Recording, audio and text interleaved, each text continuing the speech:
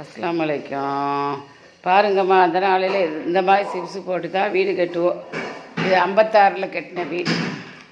முத்தை வச்சு முத்தம்லாம் அழகாக இப்போ திருப்பி எல்லோரும் இந்த மாதிரி முத்தை வச்சு கட்டுறோம். பழைய காலத்து வீடு அழகாக தான் வைக்கிது. இது முத்தம் திண்ணை எவ்வளோ சுகாதாரமாக வைக்கிது.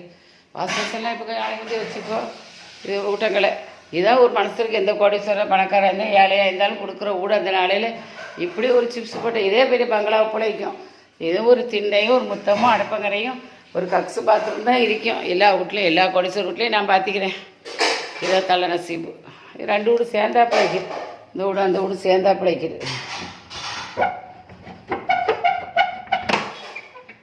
கதவை அடைச்சிக்கிறோம்.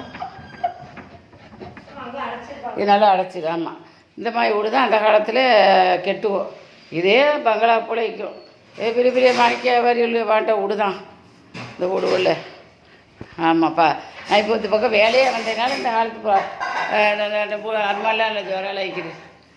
ஆமாம், ரெண்டு வீடு சேர்ந்தாக்கில் ரெண்டு பேரா தங்கச்சி மாதிரி கட்டுறோம். முத்தை வச்சு இங்கே ஒரு கதவு இங்கே ஒரு கதவு, இப்படியும் பைக்கலாம் இப்படியும் பைக்கலாம். இது பாதுகாப்பு. ஆம்பளையிலும் ஊரில் இருக்க மாட்டோம் இந்த நாளையில்.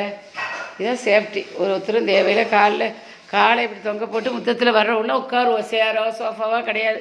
வர்றவோ இப்போ நான் உட்காந்துட்டேன், இப்படி உட்காந்துருவோம். இதுதான் சோஃபா உட்காந்துக்கிறே தான். முத்தம் இப்படி தீ கொண்டு வைப்போம்.